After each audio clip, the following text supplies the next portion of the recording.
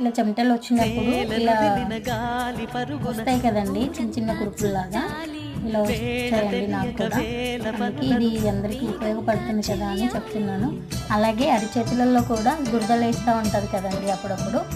అలా రాకుండా ఉండాలంటే ఒక చిటికెడంత పసుపు తీసుకొని ఇలా బాగా మసాజ్ చేసినట్టు చేయాలండి. వేళ్ళ మధ్యలో అరిచేతిలో మొత్తం ఇలా చేయాలి.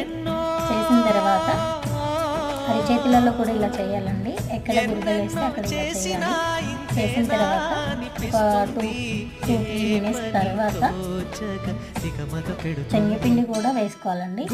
శనగపిండి ఇలా వేసేసుకొని సేమ్ పసుపుతో ఎలా చేసామో సేమ్ శనగపిండితో కూడా అలాగే చేయాలండి.